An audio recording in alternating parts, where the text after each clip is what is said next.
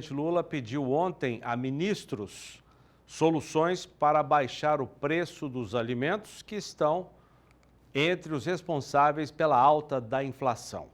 Segundo o governo, uma das causas dos preços mais caros é o clima, que prejudicou o desenvolvimento e a produção de diversas culturas. Veja o que disse, depois do encontro, à tarde de ontem, o ministro da Agricultura, Carlos Fávaro, sobre o preço do arroz. Tivemos enchentes no Rio Grande do Sul, exatamente nas áreas produtoras, o que deu certa instabilidade. O fato é que estamos com a colheita em torno de 10% no Rio Grande do Sul e os preços aos produtores já desceram de 120 para em torno de R$100 a saca. O que esperamos que se transfira essa baixa dos preços, os atacadistas abaixem também na gôndola do supermercado, que é onde as pessoas compram, porque as pessoas falam, o governo disse que o arroz baixou, mas eu estou comprando aqui e ainda não baixou. Ao produtor já baixou, né? E a gente espera então que com o caminhar da colheita, que chegamos a 50%, 60% nos próximos dias da colheita de arroz, esse preço ainda ceda um pouco mais, que é a tendência natural, mas de novo, reforçar que é importante que os atacadistas repassem esses preços ao consumidor. Vamos a mais destaques do agronegócio desta sexta-feira. O Departamento de Agricultura dos Estados Unidos projeta um recorde na produção brasileira de carne de frango este ano. O Brasil deve produzir 15 milhões e 100 mil toneladas da proteína, de acordo com essa projeção. Para escoar tamanho volume, o setor de aves conta com as vendas internacionais que estão aquecidas. Neste ano, as exportações devem aumentar 4%, com embarques de cerca de 5 milhões de toneladas. E todo o setor avícola está animado com o comércio internacional. A Associação Brasileira de Proteína Animal, que reúne as cadeias industriais de aves e suínos, comemora o volume exportado de ovos in natura e processados no Brasil. No mês passado, foram 1.600 toneladas, ou seja, um aumento de mais de 53% na comparação a fevereiro de 2023. O faturamento cresceu quase 1% nessa comparação, para 3 milhões de dólares. Outro destaque, em boletim divulgado ontem, o CPEA traz a avaliação de que a China quer mesmo importar mais carne bovina do Brasil. Os pesquisadores levam em conta o anúncio desta semana do governo chinês, que habilitou 38 novas plantas frigoríficas, das quais 24 são de processamento de bovinos. O boletim destaca que agora são 65 abatedouros aptos a exportar carne bovina aos chineses. Também nesta quinta-feira, o CPEA informou que o número de pessoas que trabalham no agronegócio ultrapassou 23 milhões no ano passado. O estudo foi feito em parceria com a CNA. Os pesquisadores dizem que é um recorde desde que essa pesquisa começou em 2012. No ano passado, os empregados no setor agro representaram quase 27% do total de ocupações no país. O incremento em 2023 foi bem impulsionado pelos setores de agroserviços e de insumos, que têm atuação dentro das fazendas. João Pedro Cutidias está aqui para comentar esses destaques. Tudo bem, João? Tudo bem, Leandro. O que chama a atenção, né, o seu número de carne produzida no Brasil superou as 27 milhões e 800 mil toneladas, né?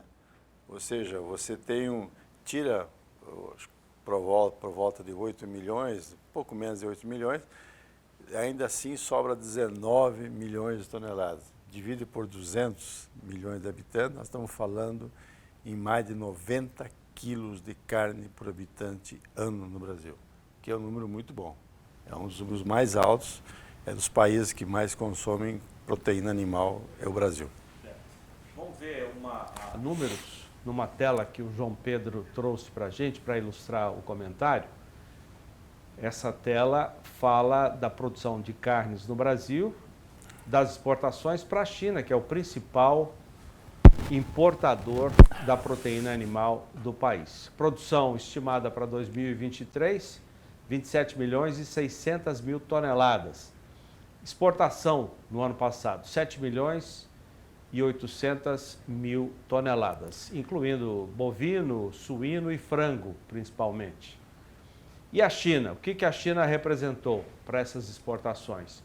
Para carne bovina, 1 milhão e 200 mil toneladas. Para frango, 682 mil toneladas. E para carne suína, 367 mil toneladas. Só os chineses que são o principal importador. A China tem o consumo de carnes, à medida que você melhorou a renda do chinês, e tem 800 milhões de chineses que têm poder de compra, é impressionante o consumo de carne que eles têm. Eles consomem muito de suíno, mas suíno eles já voltaram a produzir mais de 50 milhões de toneladas, que é o consumo deles lá. Mesmo assim, eles importam ainda um pouco de vários países, até por uma razão estratégica. Vai que dá um outro problema qualquer, eles não vão, eles têm válvula de escape, têm onde buscar carne. Então, isso também se reflete em cima do frango. Nós exportamos esse ano 4 milhões e 800 mil toneladas de frango, os chineses levaram quase 682 mil. E nesse lote que você falou das 38 frigoríficos, 24 são bovinos e deve ter mais de 12, mais ou menos, que são de aves. Então, eles habilitaram mais frigoríficos de aves também para atender esse mercado. Então, nós estamos vendo hoje, e o Brasil tem que abrir novos mercados. Quando a gente olha o mercado de carne bovina, por exemplo, o Departamento de Agricultura americano projeta que de 2023, o ano passado, até 2033, ou seja, nesses 10 anos, o comércio mundial de carne bovina vai chegar de 11 milhões e 700 para 13 milhões e 500. Aí, essa diferença, 1 milhão e 800 mil, sabe para quem que eles mandam? Sabe aonde eles projetam que vai atender esse crescimento? Brasil.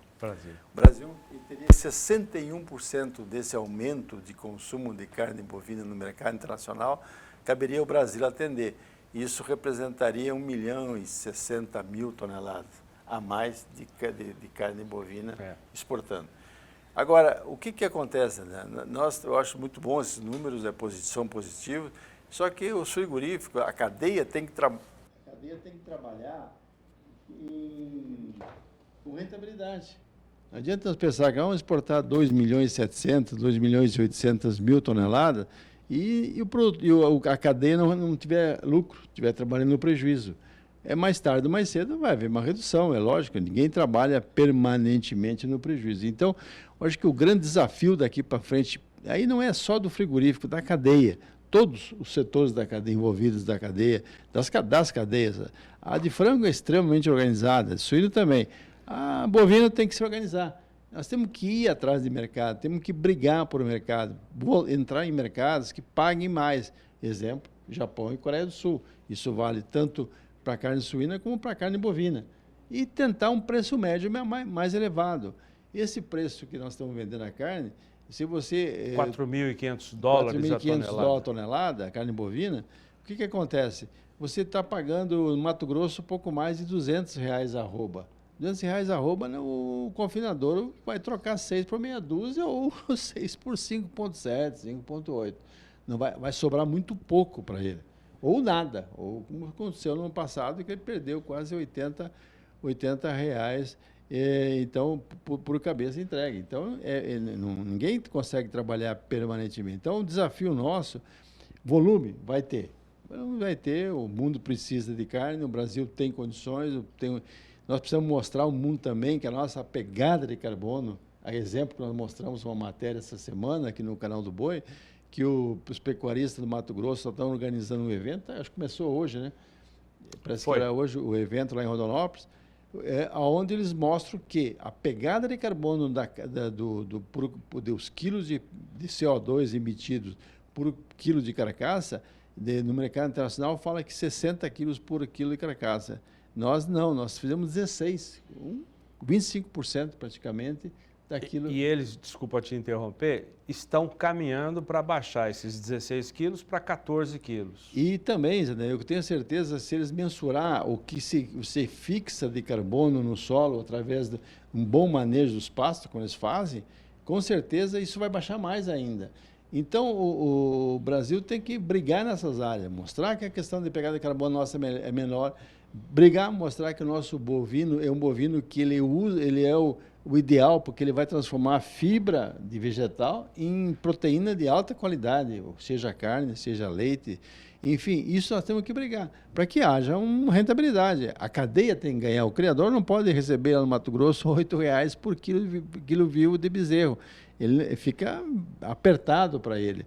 O recriador também, ele vai entregar um animal pronto com 14 arroba, tem que ter um preço que remunere o preço que ele pagou pelo bezerro, o custo que ele chegou, e deixa uma margem para ele. E o terminador também. Essa arroba que ele vender, se essa arroba custar 215 para ele, tem que vender pelo menos acima de 215 para poder ter renda. Então esse eu acho que é o grande desafio da pecuária. O mercado vai ter, o mundo precisa, nós temos que brigar para melhorar o lucro na cadeia da pecuária. João Pedro, outro assunto que nós mostramos aqui foi, aliás, um trecho, né? A fala do ministro Carlos Fávaro, da Agricultura, depois de uma reunião ontem, o presidente Lula com alguns ministros, o presidente da Conab também participou, e o presidente pediu soluções para que haja, para baixar o preço de alimentos. Vamos lembrar que em fevereiro agora, segundo o IBGE, a inflação subiu e 2 itens tiveram o peso maior. A educação, e a educação sempre no começo de cada ano, ela tem esse peso maior por causa do ajuste, do reajuste, do aumento das mensalidades escolares. E o outro item foram os alimentos e bebidas. Então, o presidente Lula pediu para que os ministros cheguem a soluções para baixar o preço. Há também a intenção de conversar com os produtores rurais. O que você pensa sobre isso, de envolver o produtor rural nesse tipo de conversa, João Pedro? Zaidan, a inflação se combate com produção, é o único caminho que tem. E produção tem que ter renda. O que está acontecendo com o arroz, por exemplo, que foi citado lá, é que o produtor de arroz, não esse ano passado, mas os anos anteriores, trabalhou no prejuízo. O endividamento do produtor de arroz gaúcho é muito alto. Por quê? Porque ele vendia o arroz a um preço abaixo do custo de produção. Então, o que precisa ver é avaliar aonde que está estrangulando.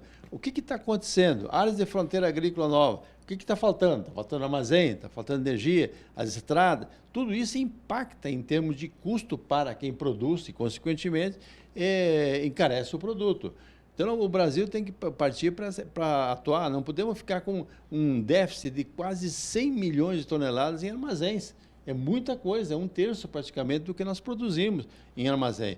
Nós temos que brigar na questão de logística, nós temos que criar novos meios, estimular novos meios. É um absurdo, por exemplo, Mato Grosso, que é o grande produtor de grãos do Brasil, tanto para ele pode também atender mercado interno, produz mais de 50 milhões de toneladas de milho, por que esse milho não pode ir também para atender os momentos que falta em Santa Catarina, no Rio Grande do Sul? Tem que ter o quê? Associar a transporte por barcaça até um porto de translado e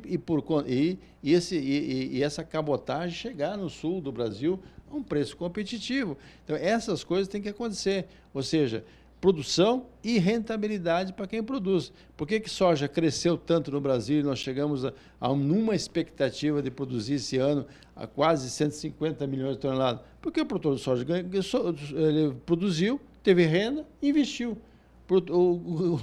O agricultor, principalmente, ele não pode ver com o dinheiro na conta que ele quer comprar mais, comprar trator, comprar máquina, E não é de todo errado, mas tem que tomar cuidado.